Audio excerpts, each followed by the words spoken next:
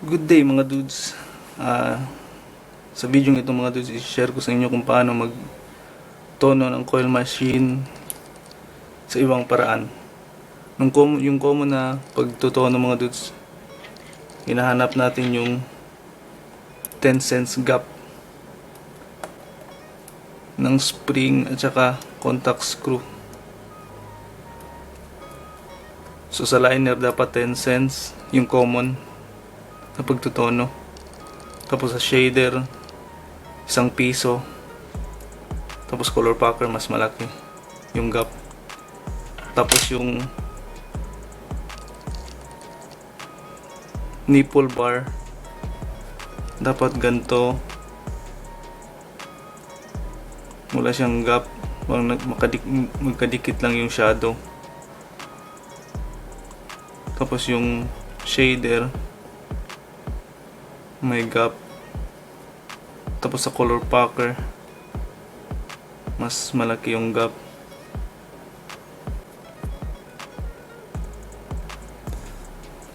Bali ganito yung common na pagtutuan ng mga dudes. Ito sa liner, ito sa shader, color packer. Ito yung contact screw, tapos ito yung spring. So hanapin mo yung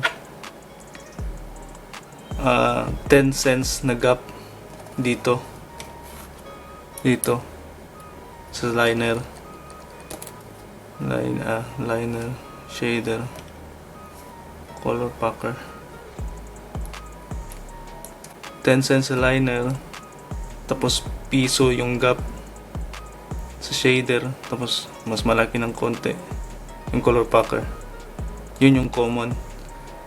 Mahirap to siyang kunin mga dudes kasi minsan pag nagawa mo na yung 10 cents na gap, pero yung nipple bar, eto yung nipple bar, hindi ganito.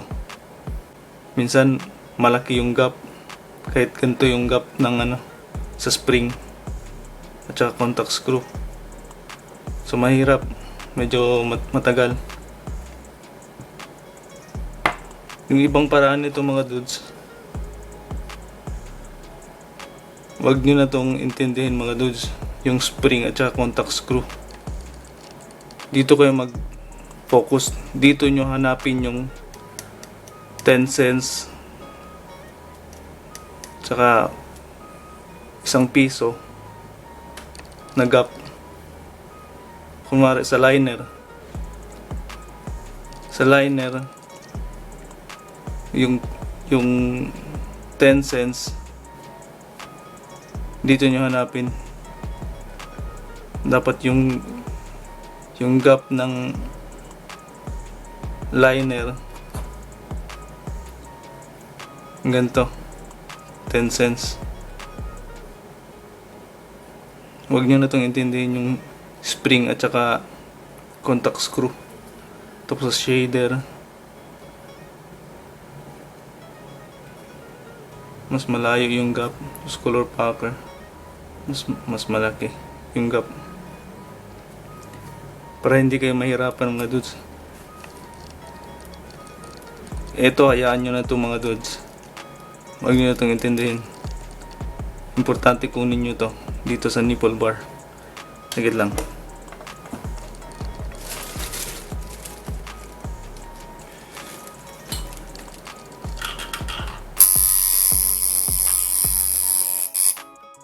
Shader nga pala itong mga dudes. Ito yung shader.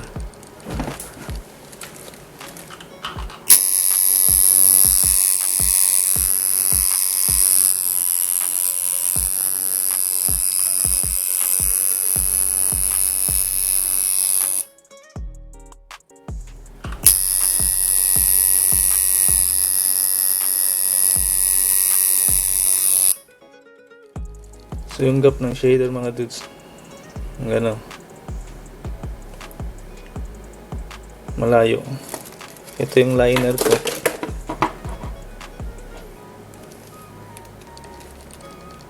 Ito yung liner.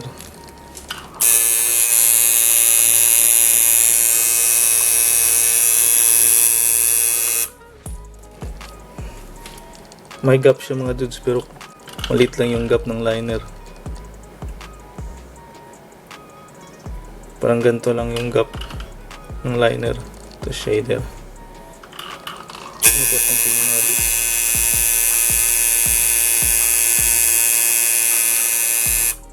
Hindi siya masyadong kita mga dudes.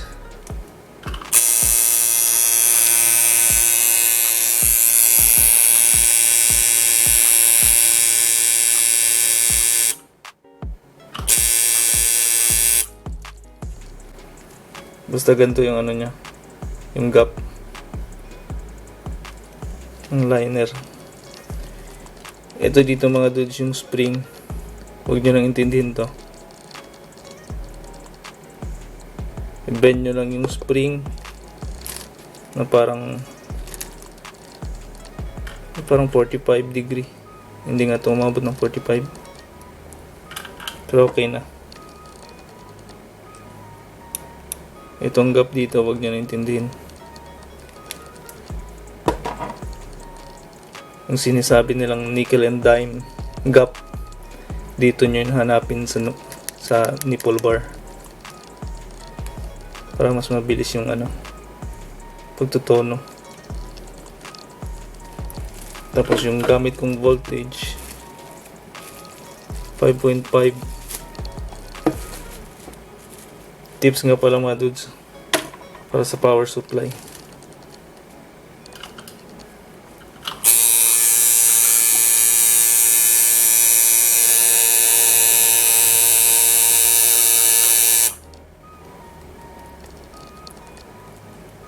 So sa liner mga dudes, yung speed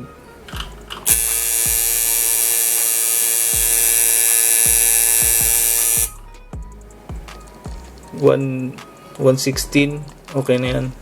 116 to 120 sa liner. Tapos yung duty niya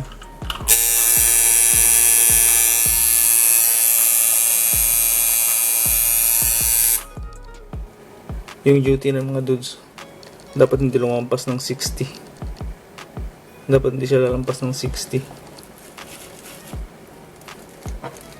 Hindi rin siya dapat bababa ng 50. Tapos yung sa shader, sige lang. Sa shader, yung speed ng shader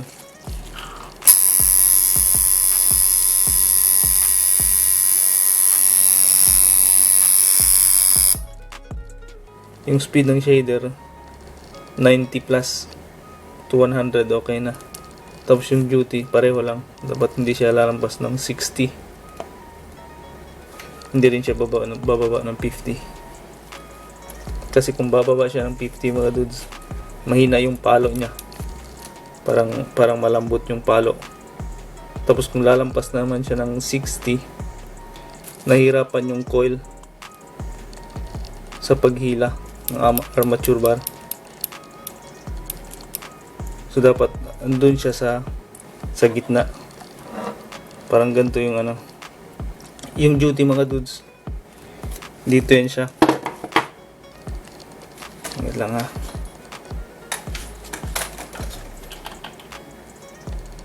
Dito yan siya. Yung number ng duty dito sa back spring. Yung speed dito sa front spring.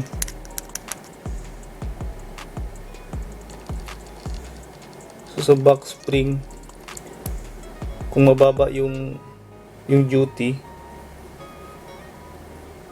iangat nyo ito ng konti mga dudes. Tanggalin nyo, tapos iangat nyo ng konti. Tapos pag masyado namang mataas yung duty cycle mga dudes, ibaba nyo yung push nyo pababa yung ito armature bar, itong spring. So parang ganito yung duty cycle mga dudes. Ito yung back spring dapat nasa 50 lang siya, parang ganda yan siya. medyo nakaano lang ng konti, nakaangat lang ng konti yung spring, back spring. Ito sa 50 plus, dapat sa 50 plus lang siya, pero huwag siyang lumampas ng 60, kasi kung nasa 60 plus siya, ibig sabihin sobra na, tapos mahirapan tong coil sa paghila ng armature bar, tapos yung tunog ng machine hindi siya smooth. Pareho lang din dito pag below 50 yung duty cycle, mahina yung palo, pangit din yung tunog. So kailangan dito lang siya, above 50, mga 55 okay yan mga dudes.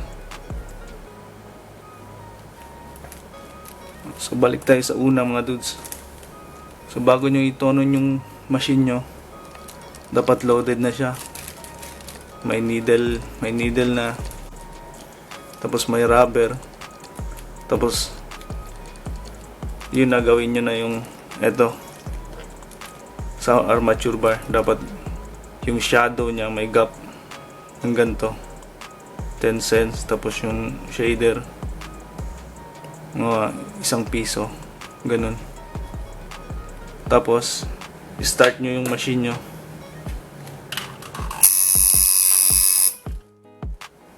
at dapat hindi masyadong mataas yung voltage yung mga dudes, para hindi madaling mag-overheat, at andun yung bug, yung parang nagbabounce yung needle sa skin.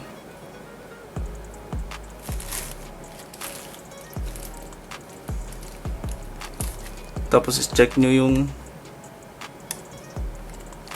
needle nyo, dapat hindi gumagalaw yung needle nyo.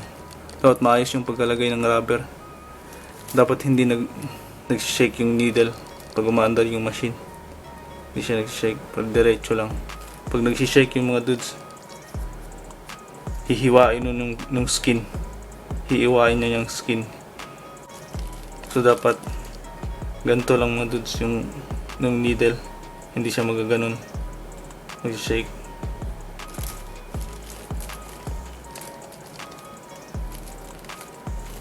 Tapos yung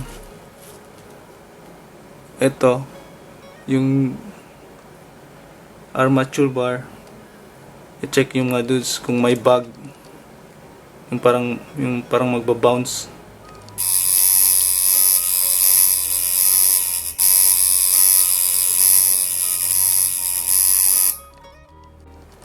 Yung parang humihina yung tunog ng mga dudes pag tumatama sa balat yung needle.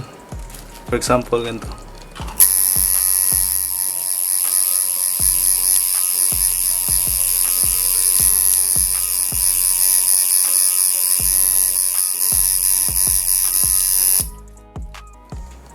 So para hindi talaga bumaon yung needle, hindi masyadong malalim yung needle pag pumasok sa skin. Kung gusto nyo mapanood mga dudes kung paano ko kinonvert yung coil sa RCA plug, ilalagay ko yung link ng video sa description mga dudes.